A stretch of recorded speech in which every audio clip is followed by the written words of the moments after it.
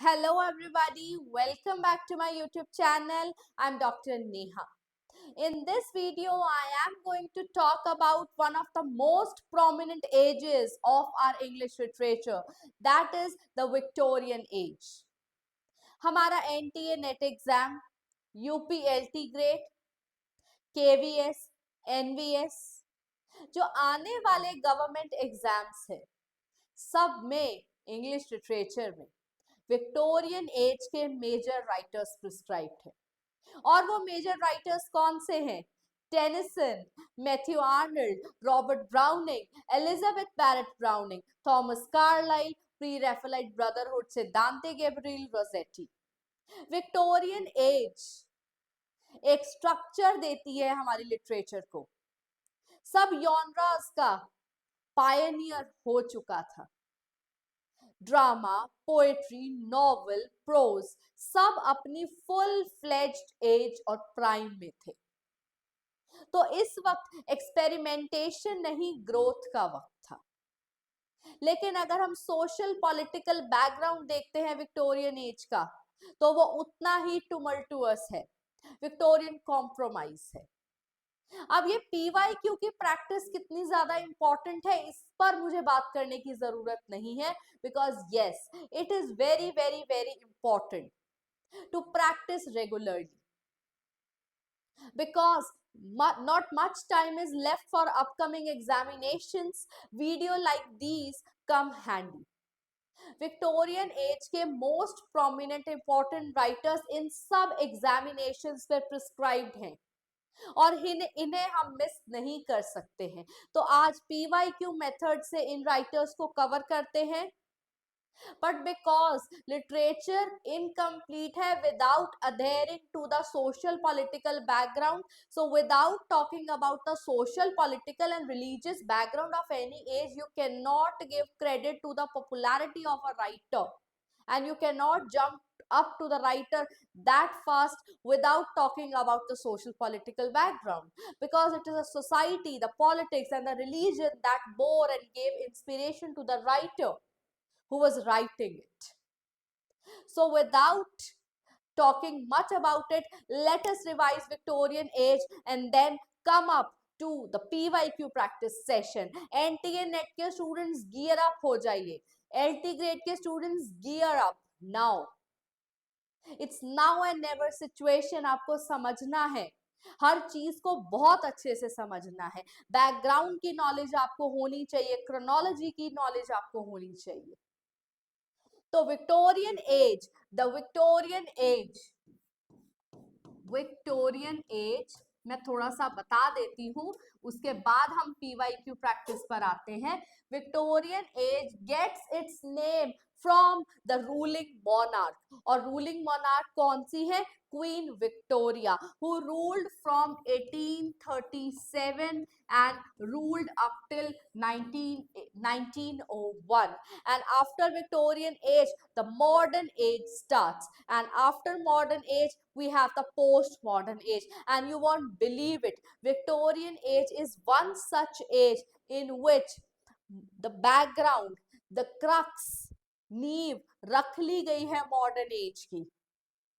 इस वक्त जो टुमुल्ट, जो वायलेंस, जो मेंटल अनस्टेबिलिटी, जो रिलीजियस अनस्टेबिलिटी आपको देखने को मिलती है, that will go up till the modern as.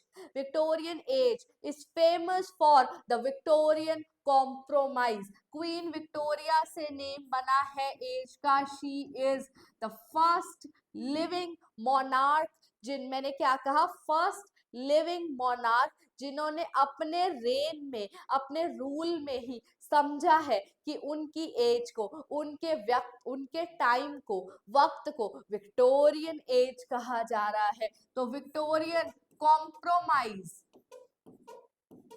Is one such concept जो कंप्लीट विक्टोरियन एज का डिफाइनिंग फैक्टर है।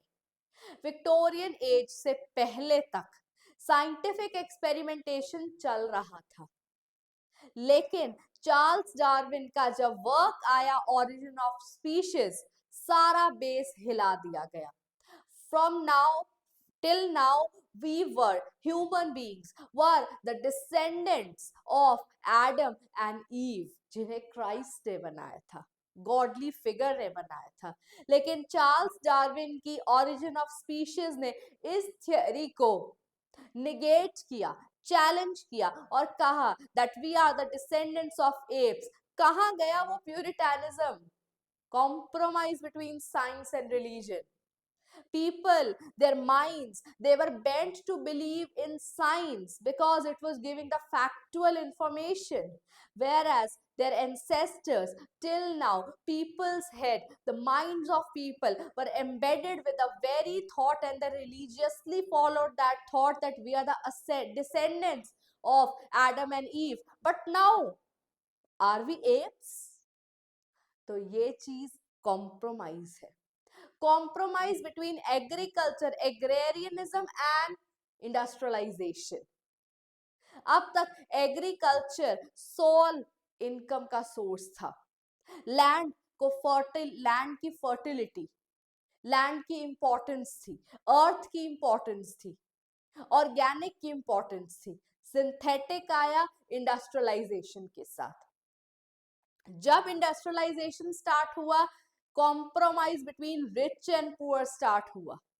हम सब जानते हैं विक्टोरियन कॉम्प्रोमाइज कितना ज्यादा पॉपुलर कॉन्सेप्ट है, जो कि चेस्टरटन ने दिया है। And this compromise defines the major features, social, political, religious features of the Victorian age. Along with that, Victorian age is also famous for the movements. LT grade में, NTA net में हमेशा terms and movements पर ध्यान दिया जाता है। Aesthetic movement, aestheticism, pre Raphaelite movement, brotherhood, Oxford movement बहुत ज्यादा फेमस थे। तो ये कुछ मूवमेंट्स हैं जिन्हें एक एज की आपको जरूर से जरूर पढ़ना है। ये पॉपुलर मूवमेंट्स है विक्टोरियन एज की। मॉडर्न एज की अपने फीचर्स हैं, हर एज के अपने फीचर्स एंड मूवमेंट्स होते हैं। प्री रैफेलाइट ब्रदरहुड मिस कर नहीं जाना है, टाइटल में ही, सिलेबाई में ही मेंशन किया गया है कि आपको प्री रैफेलाइट ब्रदरहुड जरूर से जरूर पढ़ना है।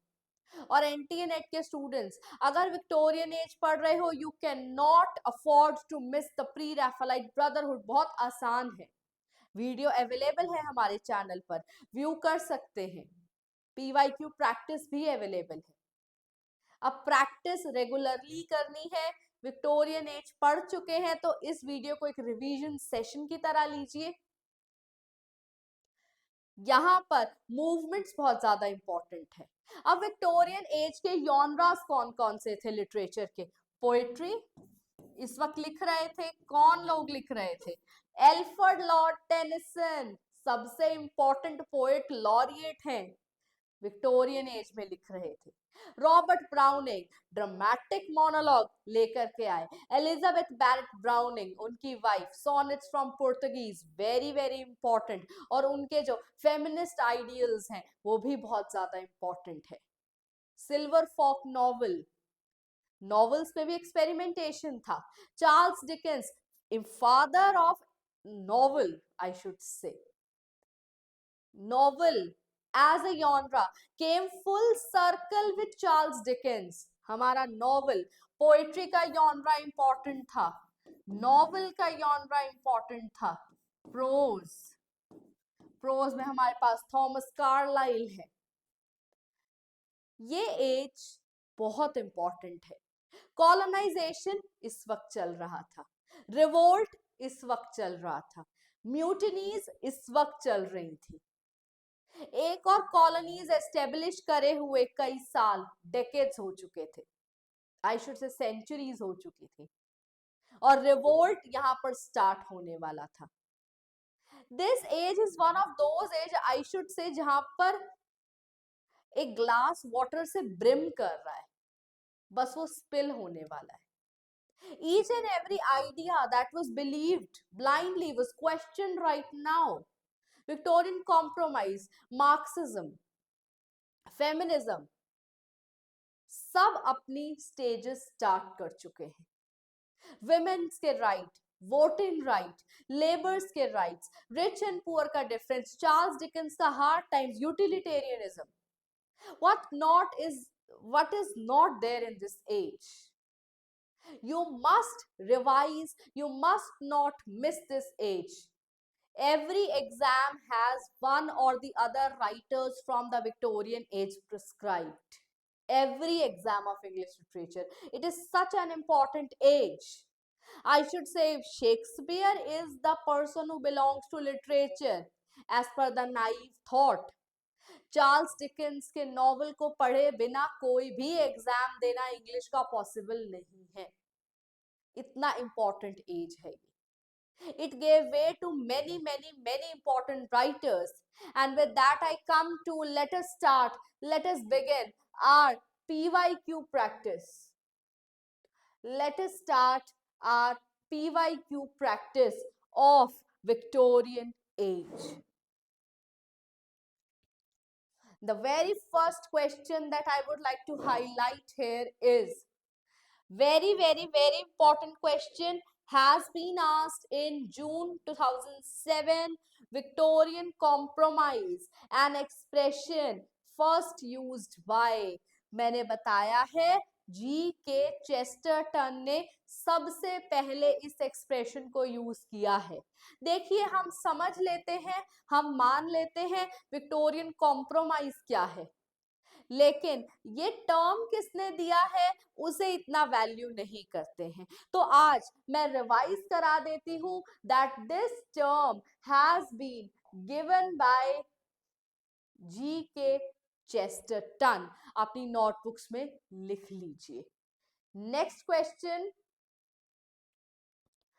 आई have tried my best to pick up those questions जिससे रिवीजन हो, जिससे एक बार माइंड बॉगल हो.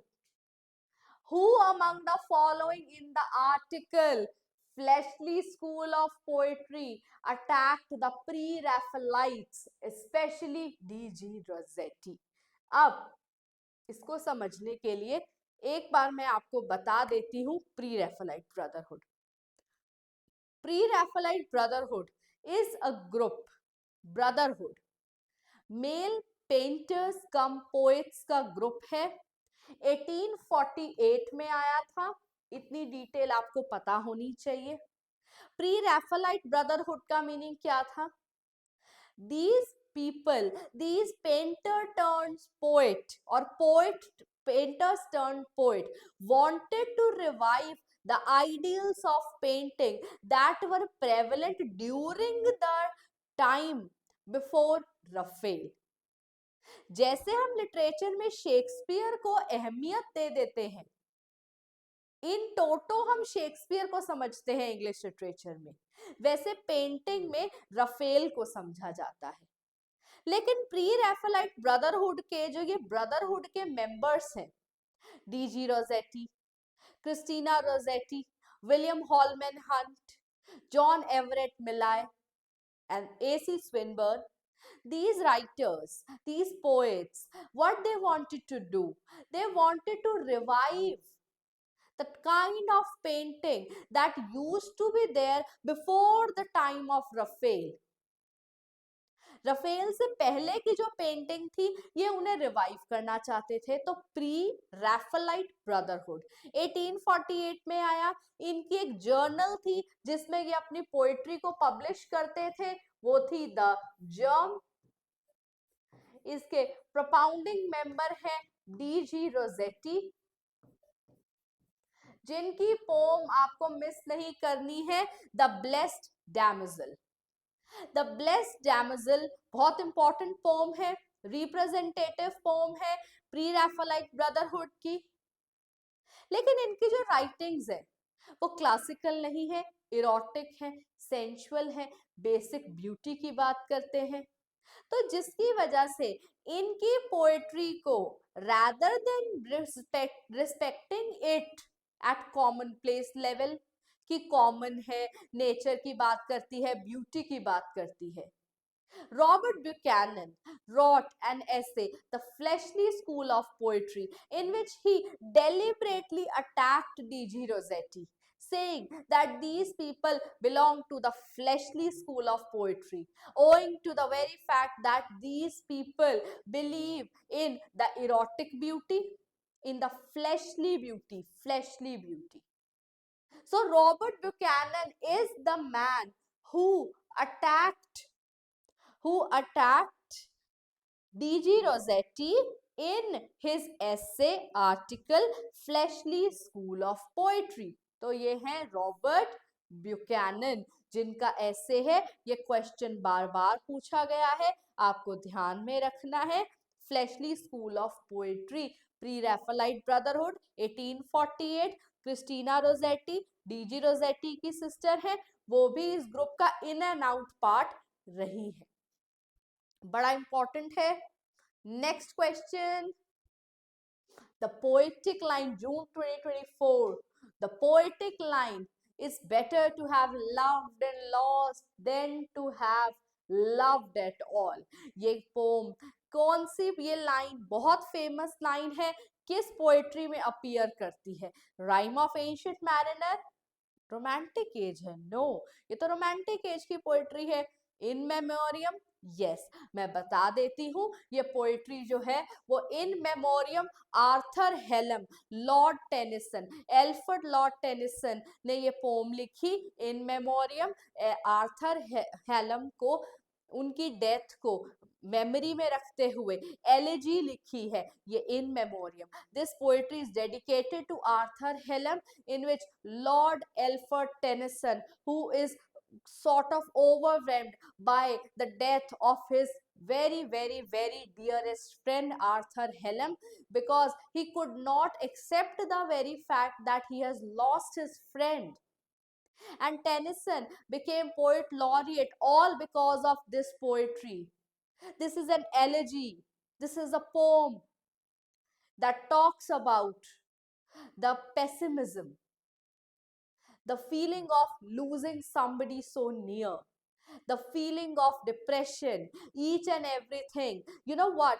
Lord Alfred Tennyson, after the death of Hallam, could not write poetry for more than 15 years. Such was the shock of the death of his friend had on him.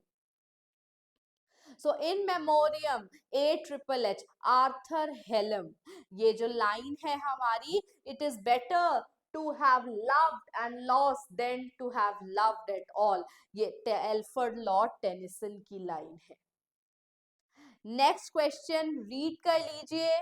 In Robert Browning, Andrea del Sato, with which of the following painters does Andrea not compare himself with? अब वो किससे compare नहीं करते हैं? हम ये जानते हैं मिशेलांगो बहुत फेमस पेंटर है, लियोनार्डो डा विंसी भी है, रफेल का हमने अभी बात की है, तो ऑप्शन क्या बचता है? रेम्ब्रांडेंट। इनकी बात वो नहीं करता है। अब जो बच्चे LT grade, NTA, NET, KVS, NVS की तैयारी कर रहे हैं, मैं उनकी सुविधा के लिए बता दूं, जब भी पीवाईक्यूज अटेम्प्ट करने बैठो, नॉट एंड नेवर का ध्यान रखना, बिकॉज हम खुश हो जाते हैं जब हमें ऑथर वर्क या ऑथर क्वेश्चन में और आंसर में हमें सिमिलर ऑप्शन मिल जाता है, हम उसको ब्लाइंडली टिक कर देते हैं। इवन नॉट एंड नेवर हमें दिखता भी नहीं है, बट ये मिस्टेक नहीं करनी है जब भी आप पीवाईक्यूज, इसीलिए ही इंपॉर्टेंट है। And you can see on the screen behind me, not को कैसे लिखा गया है? नॉट को लिखा गया है कैपिटलाइज कर कर, या फिर उसे बोल्ड में डाला जाएगा या फिर कैपिटलाइज किया जाएगा, just to give the emphasis कि ये नहीं बताना है इसमें से कौन सा नहीं है। Andrea del